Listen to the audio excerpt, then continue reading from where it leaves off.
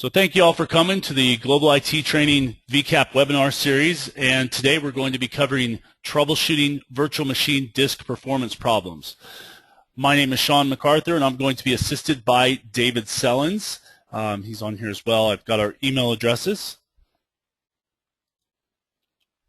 We are both hold certifications from VMware and Microsoft. I've been doing this since about 1996 from Microsoft and since about 2002 from VMware, and David's been doing it even longer than I have. So we both hold a bunch of premium certifications from both companies.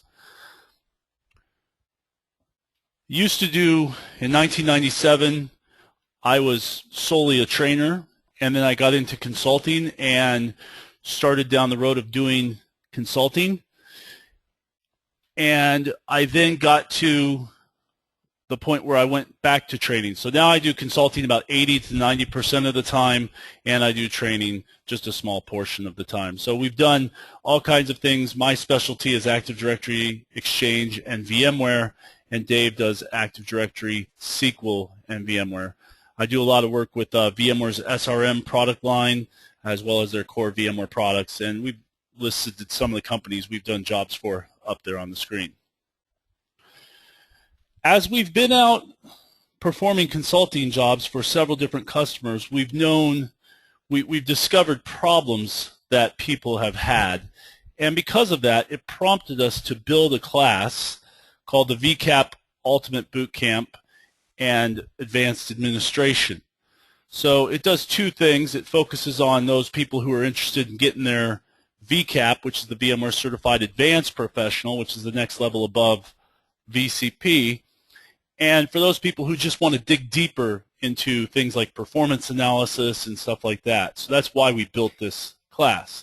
Some of the things that we noticed when we were on site with customers is, bad installations, and usually not so much from a standard small point of view, but when you get into multi-site implementations, replication, advanced storage management and things like that, that's where we noticed some big problems.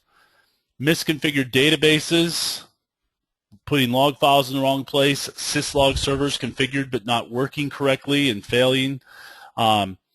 Virtual machine performance, this is one of the biggest reasons we get called out is people virtualize their tier 1 applications and then they're having performance issues with it. Could be lots of reasons why. There's 4 basic resources that you always look into troubleshooting: CPU, memory, disk, and networking. It could be one or multiple things that are causing a problem. So sometimes we always look at the simple little stuff, and a lot of times we have to really dig into it. One of the biggest problems I see with customers is that they build their virtual machines too big. Now, I'm not saying that I want my customers to undersize their virtual machines or oversize their virtual machines.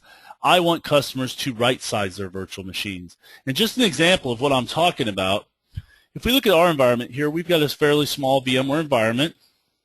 We've got 5 hosts, and we've got about, let's see here on this cluster,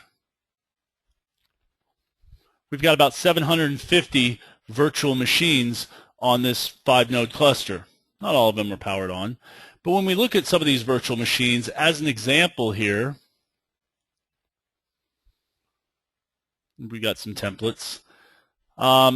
If we look at this guy here, this is a domain controller for a Windows 2008 R2 domain controller for a domain of about 250 users. And this guy is configured with a single virtual CPU and 512 megs of RAM. And I found that most people in the same similar solution or situation with this many users, they're way overbuilding those domain controllers, and they just don't need to. I'll see people with 4 gigs of RAM. Had a kid one time who had 30 users, and his domain controller had 8 virtual CPUs and 32 gigs of RAM, and his performance was terrible. So our goal is not to undersize a VM, not to oversize, but to right size it. You see this guy here, I'm running 23 megahertz of CPU. Obviously, that can be handled by one CPU very easily.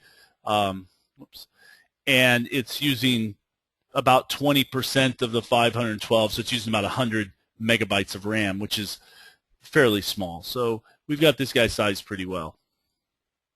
But I see a lot of companies where they build their VMs way too large for what they're doing, and it causes problems. In a physical world, more is better. If I'm building a laptop, 4 gigs of RAM is great.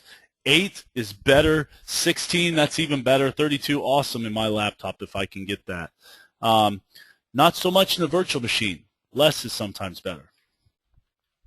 Another big problem I see out with companies is they misuse resource pools.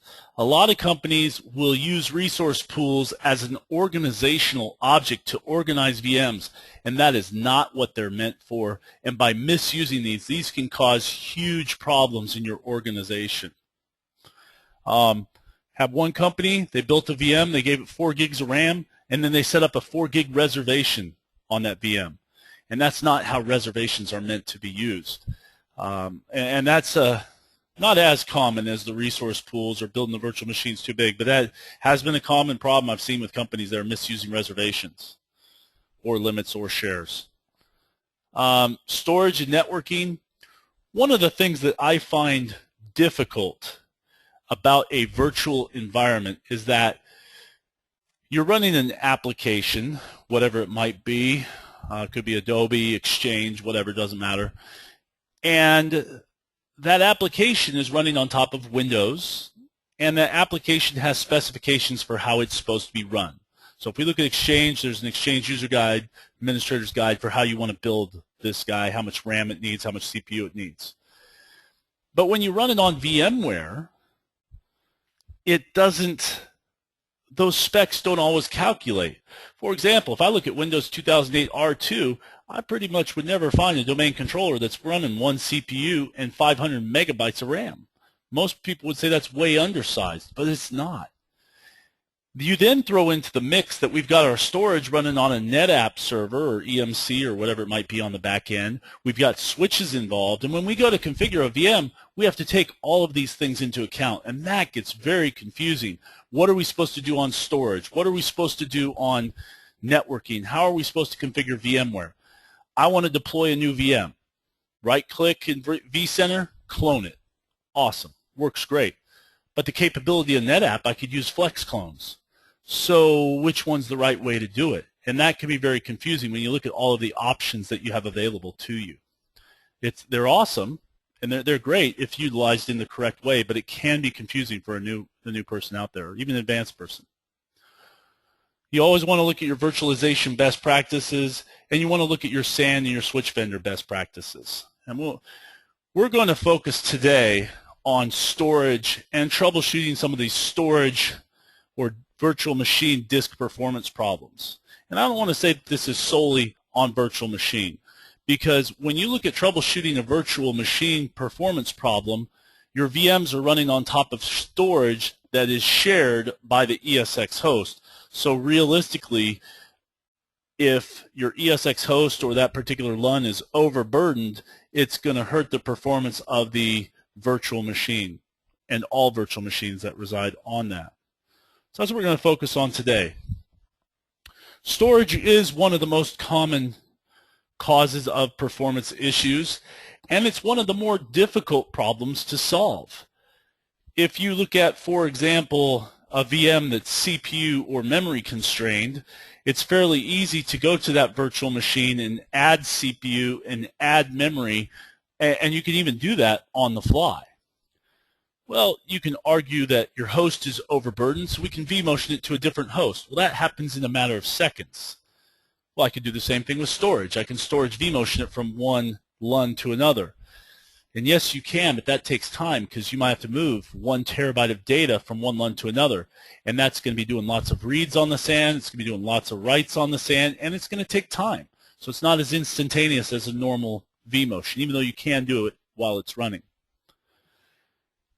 Now, as you're going through and starting to troubleshoot potential problems, there are lots of different tools that you can use. I always like to use the basic VMware tools to get started, whether it's VMware Performance. One of my favorite tools is just jumping into Windows of the guest OS and using Task Manager, just seeing some good little statistics right from there real quick. But it only gives you a small snippet of the problem. When you're going through troubleshooting, you have to look at the VM that's having the problem, other VMs that are residing on the same storage, the host, controllers, adapters, network, fiber channel switches, and all kinds of different things that could potentially be your bottleneck of why you're having these issues. esxtop is a tool that's been around for a while. Top originally was a tool used by Linux, and it was ported for VMware or by VMware to esxtop. So if you're familiar with top in Linux, it's a very similar command in VMware, but they have some stuff that's VMware specific that we'll look at in there. Now, along with esxtop, we can use vSCSI stats, which is another tool which is pretty neat. Now, one tool here which just came out within the last year is Visual esxtop. Most people aren't familiar with this tool, but it's a tool that you can use from Windows, connect to an ESX host, and manage it from there. And we're going to take a look at all these in a little bit more depth. The vCenter performance is one of the first places you always want to start looking for potential issues. If you have Operations Manager in place, you might want to look at utilizing Operations Manager because it will give you some interesting statistics. As I mentioned, Task Manager, and then we'll look at Jet Stress Iometer and perfmon. So when we look at this particular slide here, there's a couple of points of interest.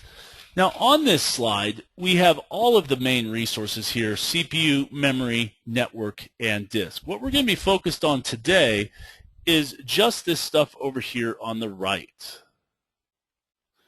So when we look at troubleshooting disk resources, there's a lot of different things that you have to look at. Just in this case here, it's broken up into 3 sections.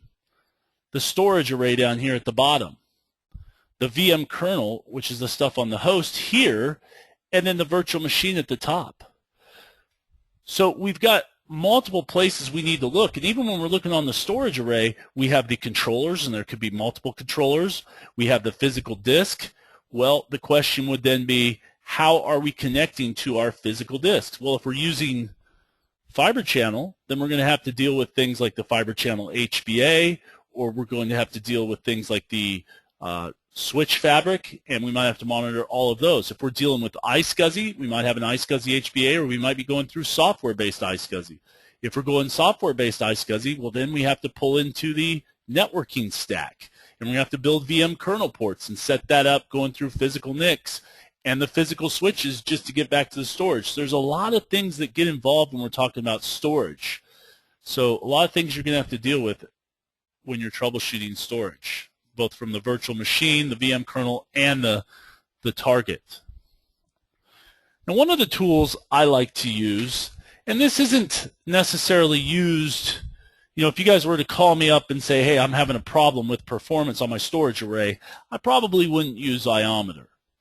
But Iometer would be used when you said, I want to see if my current storage array can handle a certain amount of IOPS. And Iometer would allow me to test that for you. It does a couple of different things. It's a workload generator, and it's a measurement tool.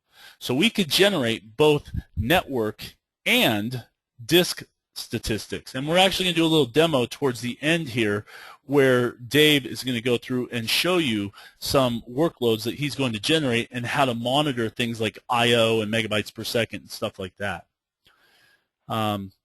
And there's a lot of different things you can manage with it. And I've listed some different tasks that you can measure over there. Iometer actually uses 2 programs. It uses Iometer, which they call the controlling program, and then it uses Dynamo, which is a multi-threaded workflow generator. And you can actually have multiple instances of Dynamo running, generating workload across multiple disks, physical disks, adapters, or whatever. And we're actually going to show a little demo of what happens running across multiple adapters to a disk and how you might actually potentially harm performance. And here's a little screenshot of what it looks like. Top left, we've got the configuration, and you can choose, for example, if you have a web server which is very read intensive or a database server which is very write intensive, you can choose the level of workload that you want to throw at the disk, whether it's more higher reads or writes, and you can specify that through iometer. And then the bottom right portion of the slide down here, this is where you can measure the I/O per second or megabytes, things like that. So very, very simple to use tool, and we'll do some demos on that later on.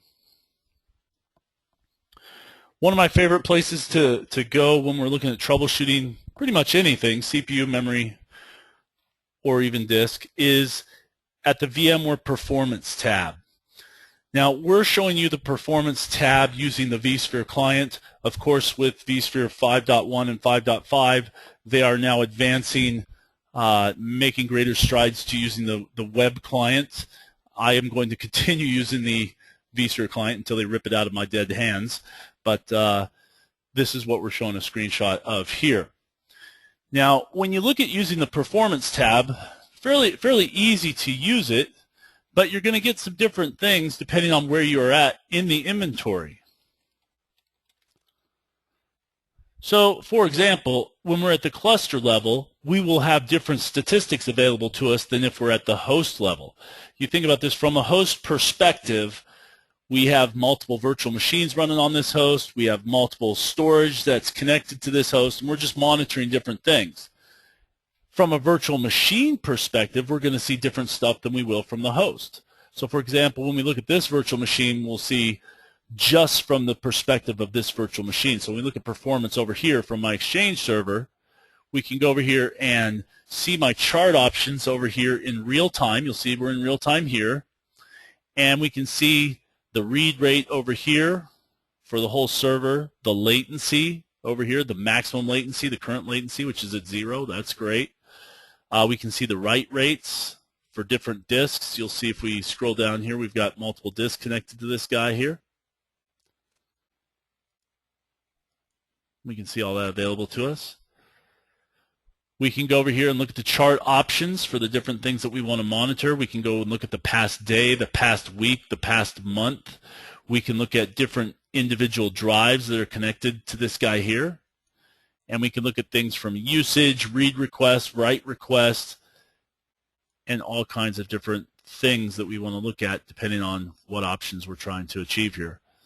And it will go out and get some data based upon whatever options I selected there. So usage here, you can see disk usage over the past month. We're looking at an average of about 1,920 kilobits per or kilobytes per second. So fairly low on that. And you'll see most of that is read. So we have 100 or 1754 of that's read. And if we look down here at the right, you'll see that's probably about 200. Just doing some basic math. Yeah, so 164 on that. So we're reading a lot more than we're writing from this particular Exchange server in this case. I'm not a huge fan of looking up here at the graphs. It does give us some things like spikes. We can go up here and identify what that might be. So some of that stuff is pretty good, and you'll see we have had some fairly large disk spikes up here. Let's see what that is. About 16,000 kilobytes per second, so about 16 megs. That's not too big.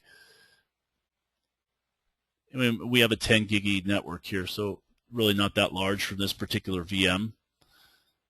But I really like looking at the numbers down at the bottom. They really kind of seem to show the truth when you're analyzing things here. You can go in and click your chart options, not just choose your time frame, but you can choose the objects that you want to monitor and the different counter. There are lots of different counters available. A lot of them mean different things. My suggestion, if you want to learn what all these counters are, just get on Google and do a search for VMware disk throughput usage, and it will explain to you what that specific counter does. And there's lots of different charts out there to help you determine what each one of those counters does and how it might help you. And as we mentioned, when we look at this, there's hundreds of counters to choose from depending on what level you're searching for. Some of the more common performance counters, disk reads and disk writes per second, latency, which latency just kind of says if I'm going to write to my disk right now and I click the button right now, how long has it taken, what kind of delay there is writing. That's your latency. Your disk queue length, this is a very important counter here. Whenever you see the word queue in VMware, that means I issue a command to do something. it can't get executed right now. It's having to get piled up in a queue because it's doing something else while it's waiting to execute this command. So just like going to DMV, we don't want to see a huge queue. If there's a bunch of people in the queue, then things are slow. Now, one of the things I see people doing wrong with the queue length, and we'll talk about this a little bit more later, is if you pile too many VMs into a single data store, your queue lengths can be very high. So that's a very important counter that you'll want to look at. Now, storage vendors a lot of times talk IOPS, and IOPS are very important, but they only tell you part of the story, and that's I/O per second. How many things can this storage array do? I remember a couple of years back at VMworld, I was looking at a pure solid-state disk array. I don't remember who it was from, but I remember the vendor claimed that that disk array could do 2 million IOPS, 2 million I/O per second, which is pretty impressive if you need that. When you're looking at performance counters, again, as I mentioned, you're going to see different things whether you're looking at the disk, the data store, the virtual disk, or wherever it is. On your vCenter, we have the capability to do, as we mentioned, older statistics. So I could go back here and look at my stuff from the past month. And one of the things that you might notice is that when you go real time, you'll have a lot of options available to you, but when you go the past month, you might have just a couple of options available to you. Up here under Administration, vCenter Server Settings, Statistics, you can choose which things you want to save long term. The real-time statistics will give you everything that's available, but if I had this default statistics level, which is set to 1, you'll see that there's a lot less options available for me to choose from later on. We cranked ours all the way up to 4 so we can actually see all of the different statistics from basically any time that's available to us. esxtop, as I mentioned, that's a tool ported to VMware, which is originally a Linux tool, so we'll use this from the command line. A lot of people don't feel comfortable using command line. esxtop is mainly a read-only tool, so it's not real destructive using it, so play with it. Play with it on your live environment, get used to it, see what it can do, gather some statistics. If you're having some performance problems, look at the before, make a change, look at the after, and see if it helped.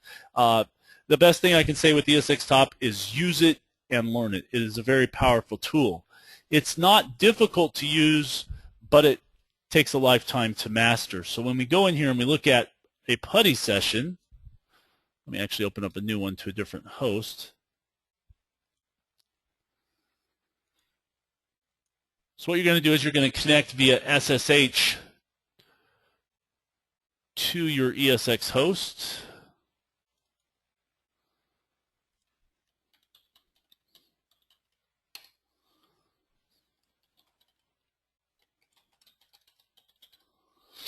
And then what you do is you just run esxtop from here.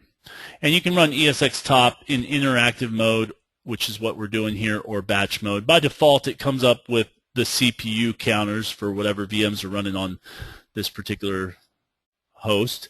But we want to look at some disk counters. There's really 3 counters you're going to use, and going back to the slides here, from a disk perspective or storage perspective, we'll look at the adapters, the devices, which will be your LUNs, and your virtual machines, and those are the switches we'll use. So to use them, we'll just go in here and hit D, and that will pull up all of your adapters, and we'll see some information about these specific adapters here. Now, just looking over this real quick, you'll see all of my adapters are doing nothing except for the very bottom adapter, HBA42. Well, to get a visual perspective of this, we're monitoring host 2.0.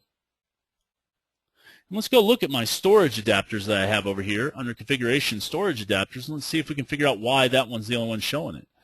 And HBA42 is my software iSCSI adapter. So when we look at these other adapters, you'll see they don't have anything on them. They're all empty.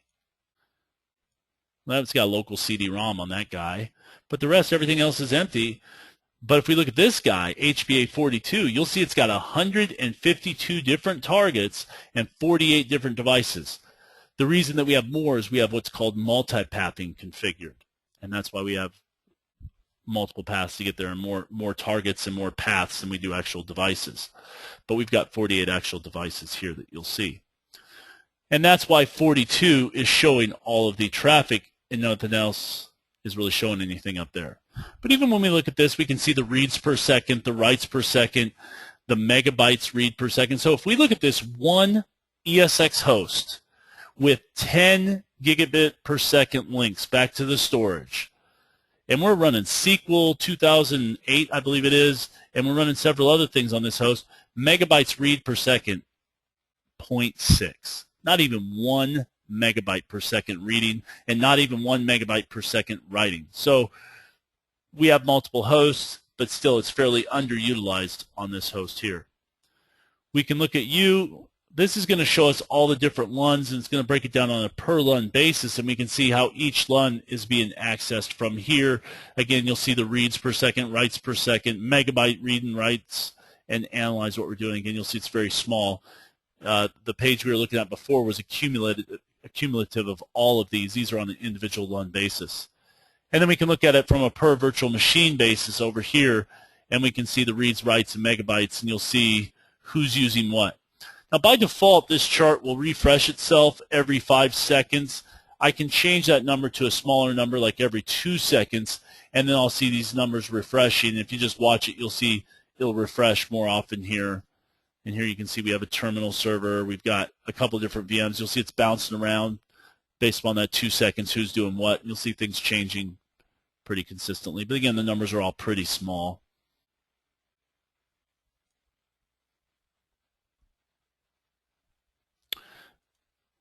Here's a neat tool. A lot of people don't like command line. So me coming from a Windows background, I'm one of those people. So VMware has their VMware Labs, and they build products called Flings. And they've built some pretty cool Flings over the years. And this is a fairly new one that they came up with called Visual esxtop. So it's an enhanced version of our esxtop, which ran through what was called the RCLI, or esxtop, which we use through SSH, which I was just showing. And you can connect to VMware vCenter or directly to the ESX host. If you go through vCenter, you're still pointing it at a specific host. But it's a pretty neat little tool. You'll download it. It's a zip file. You'll just go in and unzip it. Now I'm running Windows, so you're going to go through here where it's unzipped at, and you'll just double-click the batch file here, and it will open up this window. And what you'll do is you'll connect to an ESX host here.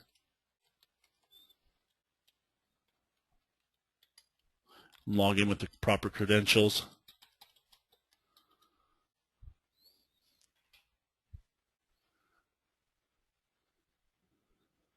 And then we can go through here and get some statistics like about the virtual disks here. You'll see here we show vmHBA 42, which we're looking at through esxtop. We'll see the statistics there. And then we can go through here and open it up from here. It's got to lock it up on me. Should free up here in a second. Well, you can open it up from there and get some more statistics. You'll see it is Java-based. It looks like it's locked up there, so I may want to close that out and try and reconnect.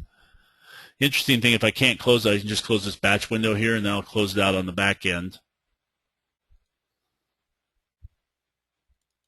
But kind of neat tool. I've been using that a little bit lately. Let me connect to a different server.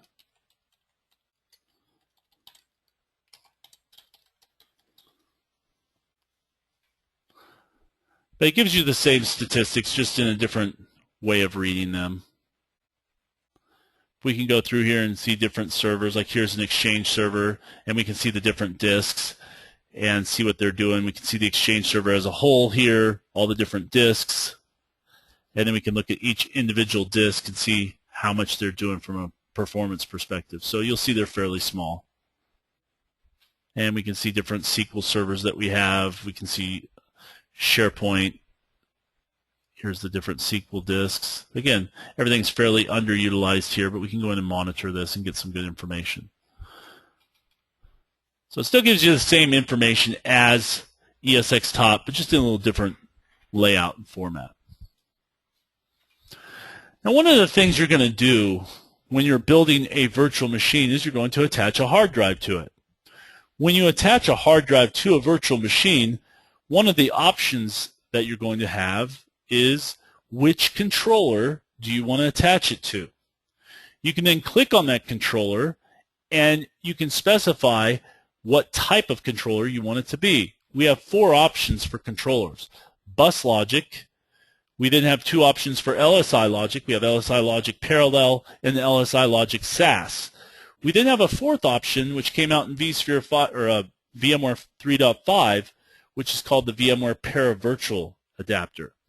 Now, when it first came out, 4.0 it came out. When it first came out, it was only used for data disks. And the reason for that is we would build a C drive, put it on, let's say, an LSI logic controller, install an operating system, and then we would install VMware tools, because Microsoft operating systems or Linux did not come with the drivers for a VMware adapter. So by installing the VMware tools, that gave us the drivers to be able to use that for the data disks. Now, as time went on, we then had the ability to actually boot to a floppy disk, install the drivers for the Paravirtual prior to installing the operating system, and then we could actually run the operating system disk from the Paravirtual adapter as well. I don't typically see that done. I typically see an LSI logic used for the C drive, and then for data drives you can use either an LSI logic or a Paravirtual. Depending on who you talk to, Dave and I, even though we work for the same company, we have differing opinions. He thinks you should use Paravirtual for everything data disk wise, and I think you should only use Paravirtual when you need to, because you have higher IOP operations. And you'll see when he's going through his demo and showing you some of the numbers, you're not seeing a huge difference between the Paravirtual and the LSI. You'll see a little more IOPS here, a little more IOPS there, a little more CPU usage here, a little less there, but it's not going to be drastic in the little environment that we're using here. So if we had a high I/O operation, you might see that. Now here's something interesting. When you go to add a hard disk to a virtual machine, I'm going to show you how you do that. It's a very simple operation, but a couple of little things here. You can pick any virtual machine. Here's my domain controller. Actually, I'm going to pick one that's powered off here. And you can do it to a powered on one or powered off, but you're going to go through here, click add. We're going to add a hard disk, and most people will go through here and say, all right, we'll create a new disk, 40 gigs in size, thick provision, great, whatever, where do you want to put it? And most people on this screen just click next.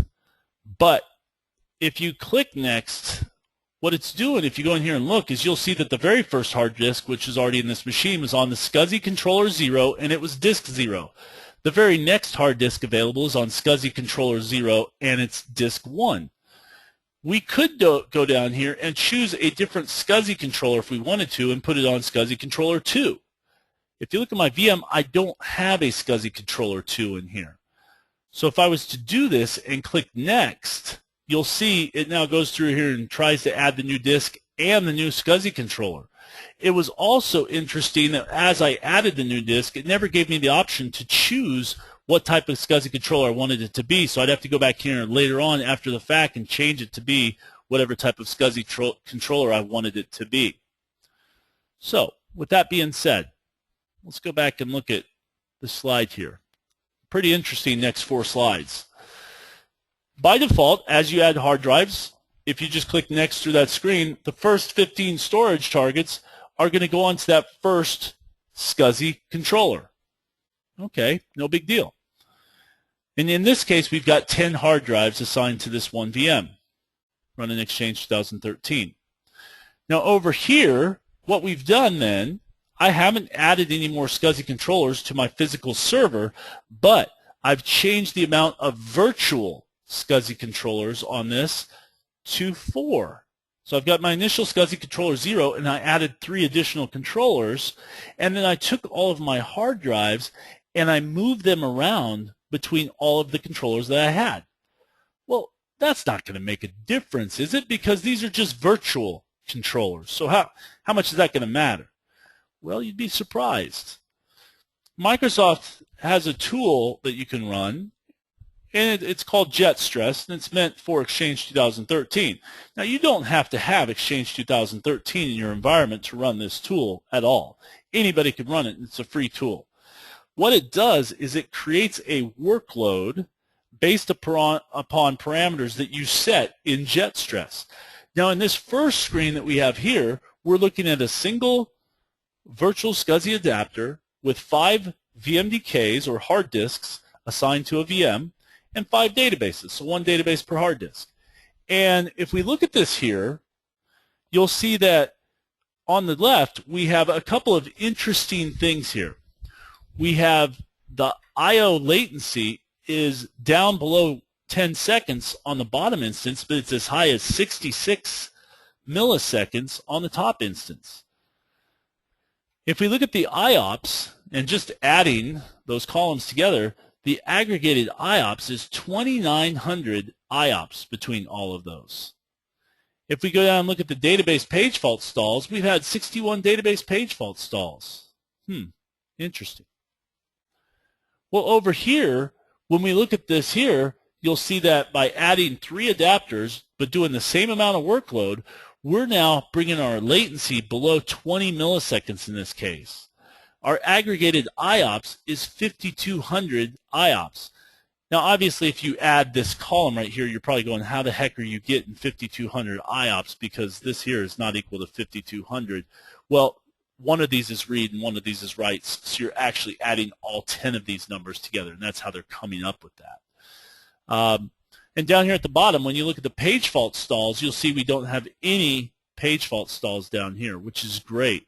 So it's interesting to me, your latency is below 20 milliseconds, your IOPS has almost doubled. A couple other interesting things here. If we look at our processor usage, you'll see our average processor usage with this is 35% processor usage. And if we go back to the other slide, you'll see it's 19. So our processor usage has almost doubled because of doubling the amount of IOPS.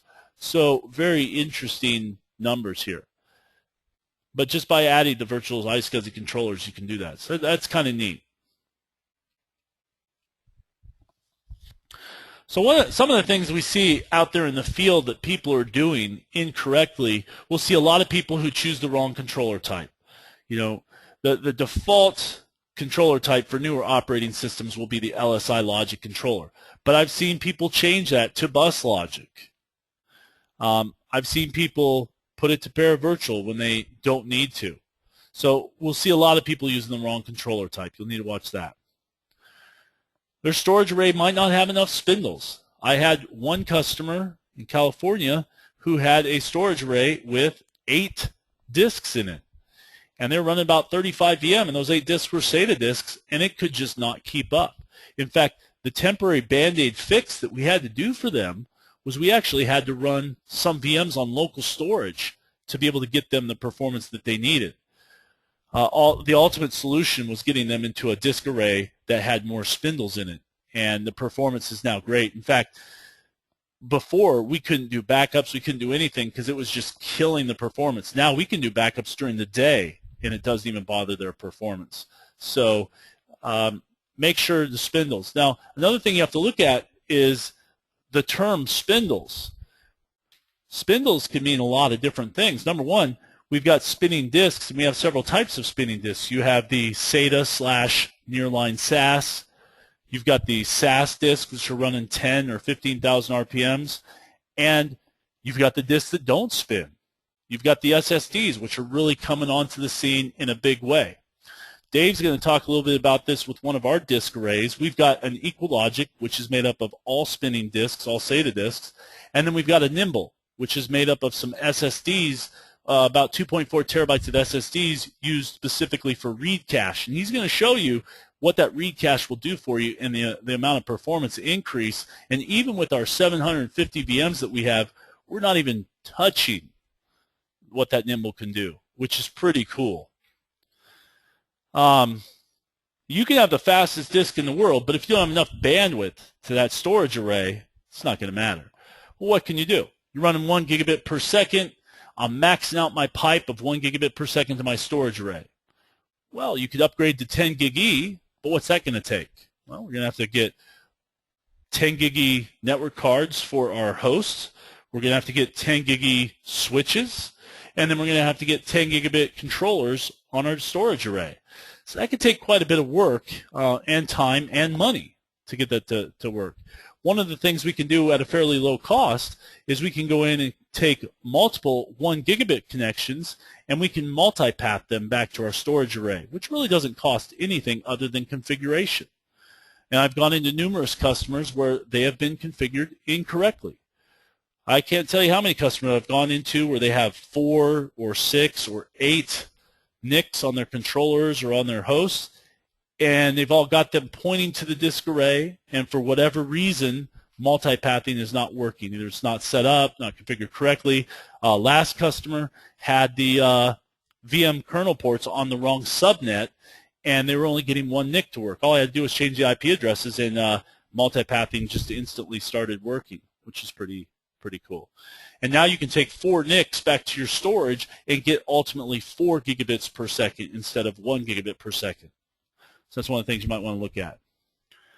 Here, as I mentioned before, your disk queue length.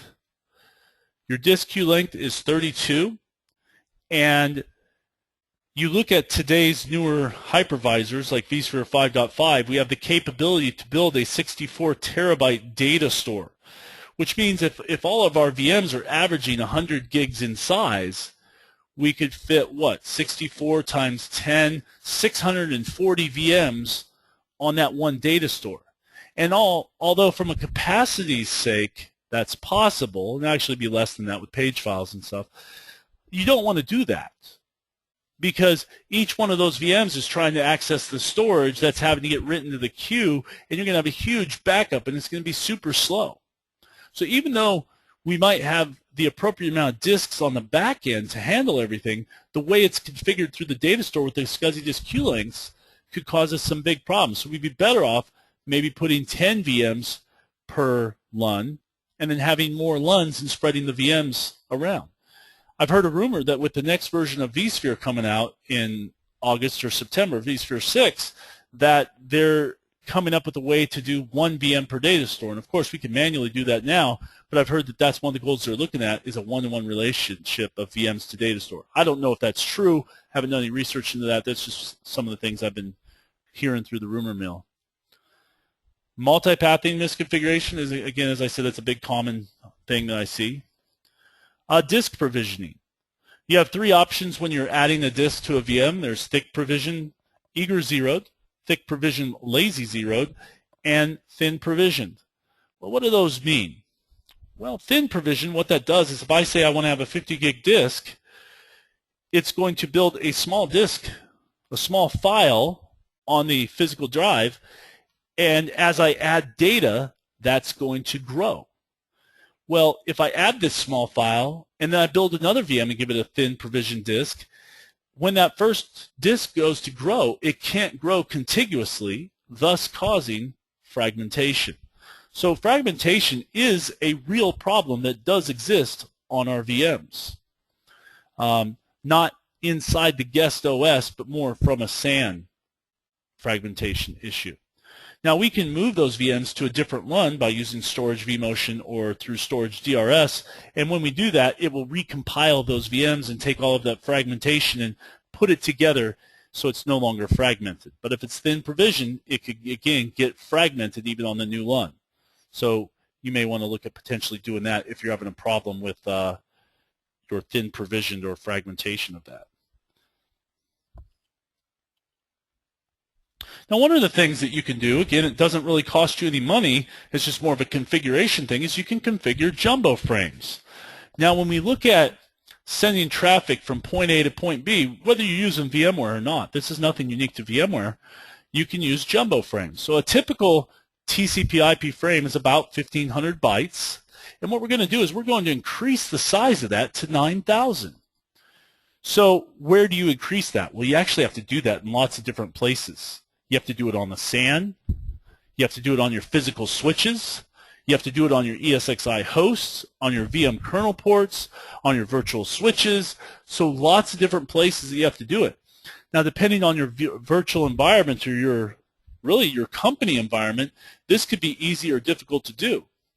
If you're a one-man show, then the problem is you have to figure out, how do I do my SAN? How do I do my physical switches? How do I do my ESX host? How do I test all this stuff? And now you've got to figure out all these different technologies and how they work. So that can be difficult from a one-man show. From a bigger shop, the problem you have there is now I have to get different teams involved. I've got to get the storage team and the networking team and the VMware team and the Windows team involved. And then we've got to do all this testing and all these other things, change management. So both of those, have their drawbacks. I can't tell you how many times I've gone into a customer and they said, oh, we're running jumbo frames and they work great. Really? How do you know? Well, we set it up for jumbo frames, but did you test it? And there's several things you can do. From the service console or from the VM kernel, when you go in through SSH, you can go in there and use VMK ping. It's like ping, but VMware has ported it to VMK ping so it works through a VM kernel port. And what you're going to do is you're going to go VMK ping, and you'll see on this 9,000 bytes, we're going to have 20 bytes for the IP header, 8 for the ICMP, which is what ping uses, and then the payload is 8972. So we want to do ping -S, we're going to set the payload to 8972, and then -D. Now -D is not your destination. What that does is it says don't disassemble this frame. So what happens is if we try and send a jumbo frame from point A to point B and we don't have the -D switch in there, what's going to happen is it's going to take that big jumbo frame and it's going to disassemble it into multiple smaller frames and send it across the wire. With the -D switch in there, it's not going to do that. It's going to force it to send it out. And if it can't go from point A to point B because jumbo frames is misconfigured somewhere, then in that case, you'll see a failure. So you'll want to make sure you have that. And then you'll put in the destination IP. Now you can also test this from Windows using the regular ping command. The switches are a little bit different, but the same basic concept. You'll see a -I and the -F in that particular case. So you want to test that when you're setting that up. Now, one of the problems I see most companies do with their SAN is they just use their SAN as dumb storage. What you want to do is get with your SAN vendor, whoever it might be, and I'm not going to recommend that one SAN is vendor better than another, but get with your SAN vendor and tell them, hey, we're using your SAN in the VMware environment, and we want to take advantage of all of the features that your product offers in our VMware environment. What are those, and how do we set it up? And they'll be more than happy to help you out getting those implemented in your environment. Now, when we look at some of the things that you have things called VASA, you have things called VAAI. And what VAAI does is it's a bunch of features available through most SANs where you can go in and offload stuff from the VM kernel to the SAN. Now I'm going to give you an example here. Block zeroing. What block zeroing does is when I build a hard drive or add a hard drive to a VM, and I say that I want it to be thick, eager zeroed provision. What this does is it will go in and build a 40 gig drive and then write a whole bunch of zeros to that 40 gig drive. Now on a SAN that doesn't support block zeroing, the VM kernel port is going to be responsible for building all those zeros. When a SAN does support block zeroing, the VM kernel will tell the SAN, hey, I need you to zero out all of these blocks, and the SAN will, you can offload that to the SAN and let the SAN do it, which accomplishes really two things. Number one, it's way faster. And number two, it takes all of that load off of the VM kernel, which is great. So some of the other features that you can do through VAAI, you can do the atomic test and set, you can do cloning, block zeroing, and then when you delete stuff, it will actually run a SCSI unmap feature right there on the SAN. Now, how do you know if this is working? Well, first off, most of your SAN vendors will have plugins available. You'll want to install those. But we actually have a pretty good picture down here. And you can run the command esxtli storage core device VAAI status get. And I piped it to the more command because we had a whole bunch here. And you'll see actually we have two good demos here. The first one is for our EqualLogic SAN. And you'll see that we actually have a driver from EqualLogic, a plugin from Dell. And you'll see that everything is supported with that. Now right below that, you'll see we have another one down here, and it works, and we can get to that LUN, and we can use it, great, but there's no specific VAI plugin, so that means we're using the default VMware plugins to use that. And because of that, you'll actually see that the clone status is unsupported there. And you'll see Dave will show you that we actually need to download and upgrade our firmware and do a couple other things to actually get that installed in our environment. So, even in our environment, we need to get that done. So you'll definitely want to check and see if your SAN supports that. So what I'd like to do at this time is go ahead and turn it over to Dave. And Dave is actually going to demo some of these things to you and show you how they work. And, again, if you guys have any questions, please ask those, and I'll answer those while Dave is doing his thing. So Dave, I'm going to go ahead and allow you to share your screen. Thank you.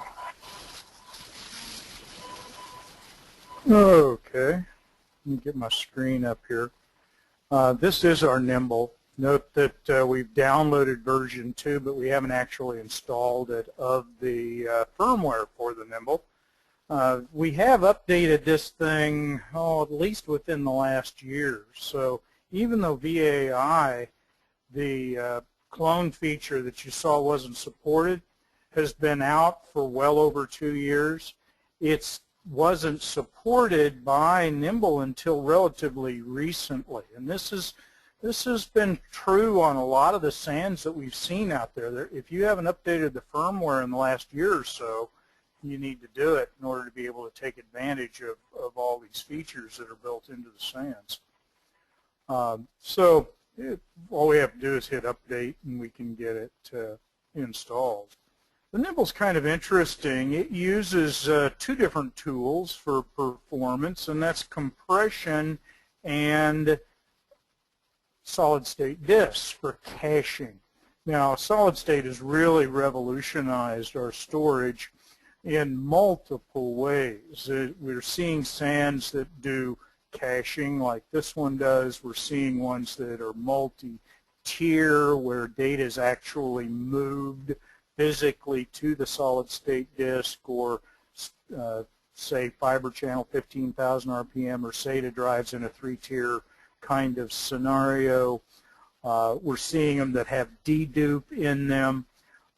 With compression, you think about it, if we're using our eager 0 thick provision disks, those zeros are going to compress down to nothing. If you're using dedupe, they're going to dedupe down to nothing. So there's really no advantage on the SAN side of using thin provision disks. We might as well go ahead and use eager 0 across the board and let the SAN either compress or dedupe that space down to nothing. We're getting about 1/3. You notice our compression rate is 33%. We're saving about 1/3 of the disk space due to compression here on the SAN. Now, I'm going to go over to monitor a little bit and take a quick look at our monitoring. Let's see what we've got here in the last 5 minutes. And well, I'm going to have to go back to an hour to see something interesting. Here we see we had something going on here for a few minutes from about, 4:30 to 4:45. And it got us up around 80 IOPS with some peaks up to almost 200. Now, you can imagine that 200 megabytes per second is actually, 1.6 gigabits? We have a 10 gig network. If we didn't have a 10 gig, that would have been capped at about 120, right about here. It's dang it, pop-up gets in the way when you want to point at something. But it would have capped that, and those IOPS would have had to have spread out some. With that solid state, roll us up a little bit. Notice my cache hit ratio. With 2.4 terabytes of solid-state disk, almost all of our reads, on the average, like 99% of our reads, 98.17 in the last hour, have been coming from the solid-state disk, extremely rapid. You think about a solid-state disk can give you, 50 to 100,000 IOPS according to the disk, just from a single solid-state disk, and this has 4 of them. with data spread across them. So very high IOPS, even though we're only hitting a peak of about 3,000. You see here at this point here, we hit almost 3,000 IOPS. That's read and writes were almost 3,000 as well. So the total of 6,000 IOPS there at that point, at that peak. And in fact, if we look at this, that was both heavy reads and writes. We were actually hitting a total of, if I can catch it, 198 and 177. So where total bandwidth coming and going was quite high. So that's kind of interesting to see how different SANs are providing high IOPS through the use of solid state and different technologies. Well, what I'm going to do here is I'm going to use IO meter to put a load on a single hard drive. We've got an ESX host out here with just one SATA drive on it, and I've set up a little job here, access specification, and let me edit here to show you how it's set. I've got 4K requests, so I'm going to do 4K IOP on each IO, 100% random across a 2 gig disk, just an empty disk, 100% access spec, so we're going to load it up to 100%, try and hammer the drive, 50% read, 50% write. Okay, so next I've set this to go across my physical drive 1, and I'm first of all just going to give it one IOP at a time. So I'm going to send one IO, wait for the response, send another one, wait for a response, okay, through the use of the program. So I'm going to hit run here, save the results, go over to my results here, and you can see I'm getting a little over 250, 260 IOPS per second, IOs per second, okay? I'm using, CPU coming up to, it'll come down to about less than 2%. Here it's coming down rapidly. It takes a little time to settle in and come up with a solid number, okay? My response time, about 4 milliseconds, okay, per IO. Now, I'm going to change this around a little bit. Sean here a moment ago was telling you about putting extra controllers on the system.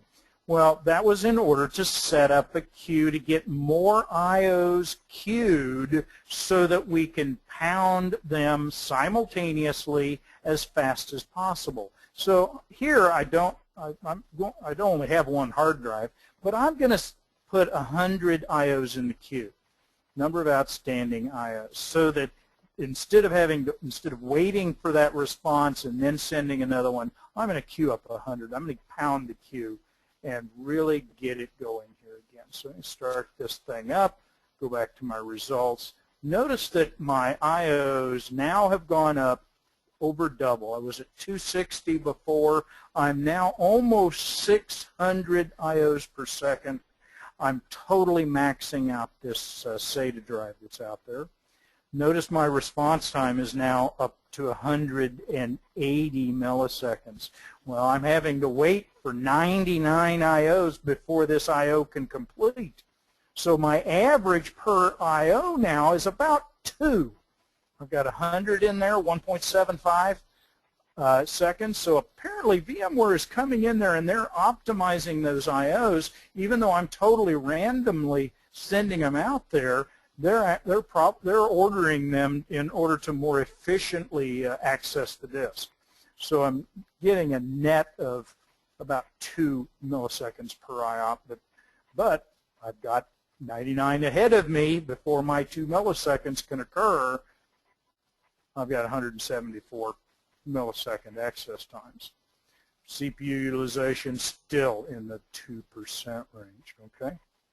Now, let's stop this. I'm going to go over here to another machine. This machine is using the paravirtual.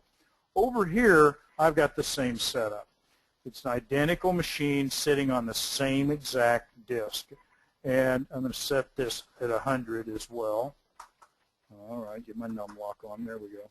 Same access spec, 4K, 50% reads, 100% random. Crank it up, save it, take a look at my results. Notice that I'm getting about the same number of IOPS. It's actually going to, it starts off real fast and then comes down. So it's actually going to end up being slightly fewer IOPS because this one is running on the LSI Logic SAS controller. Okay, notice it's coming down here pretty quick. And it's probably going to come in just a little bit under, if I let it run long enough, under the 570 that we were seeing before on the other one. But what's more interesting, look at the CPU utilization. We're using 3% versus around 2. A lot higher CPU utilization on the SAS controller than what there is on the Paravirtual. This is why I like to use the Paravirtual on everything. It keeps my total CPU utilization down. Even though it really doesn't gain me a whole lot as far as performance on the disk, it does gain me some CPU utilization. And I might as well take advantage of that across the board. See, it's already coming down. It's still on its way down, and it's already almost at parity, and it will come down a little bit underneath. My average I/O response time is the same. IOPS are the same. But CPU utilization considerably higher. So very interesting situation. I'm going to do one more little thing here to kind of illustrate. I'm going to take my worker thread. I'm going to duplicate it out here. This one I'm going to hit disk 1. This new one I've just created, I'm going to hit the second disk. This is the same identical setup. This second disk is on a different controller. I've done just as Sean suggested. I've got 2 controllers. The difference here is that where that really gains us is when we have the ability to get more IOPS out of the SAN.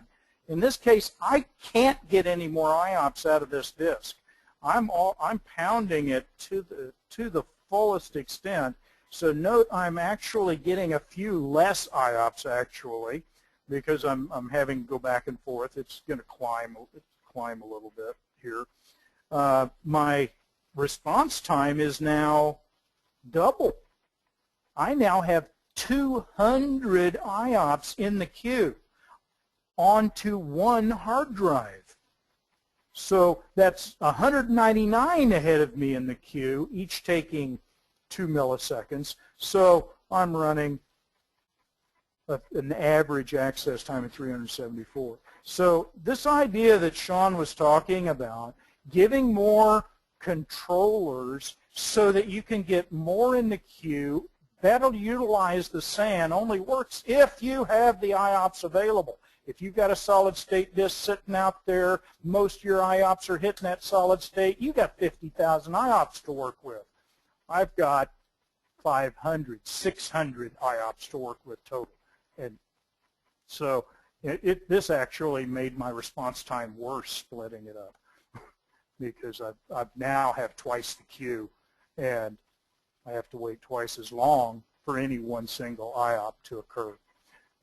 So keep an eye. You've got to look at all these different aspects, put them all together. What is the situation on the SAN? What's your solid state? Understand how your disk is organized. He was talking about fragmentation earlier. Well, we're using compression. Every block is written to a different place on disk and compressed every time you write. The disk is by design fragmented, the physical drives out there. If you're using dedupe or you're using compression out there on the SAN, then fragmentation is not really an issue on the SAN side. Where fragmentation can occur is when your block sizes don't match. If the SAN block doesn't match the block size within your virtual machine, then you can have fragmentation within those blocks and it can hurt performance. So you got to put all these factors together, look at your particular environment, and before you can start making decisions. So I'm going to hand her back to Sean. We've used up our time probably with a little bit of a margin, and take it. You can have her back. All right, thanks, Dave. So I wanted to say that this is the second part in our 5-part series. So we're talking about storage now. We're also going to come up and have some other parts on CPU, networking, and memory. Now, we talked about this for about an hour or so today, but we do have a 50-hour class that we've developed called the VCAP Prep and Advanced Admin. So it's built for people who are, number one, looking to test for the VCAP DCA exam. And for those people who aren't interested in that, it also gives you some great real-world experience building on this, doing some hand-on labs, and really learning what some advanced features of VMware. So good class that we have. So next step here, contact your sales rep if you want some more information about any upcoming VCAP classes that we have. I know we do have one sometime around the end of July, and there's the email address for him there. If you're not interested in the class right now, but you need some help at work, send us an email and schedule a VMware performance analysis. And if you are interested in the class, enter your name with John for a drawing for up to $500 off an upcoming class, and sign up for any of our upcoming webinars. If you go to globalittraining.net, that website there, and let me just open up a web browser.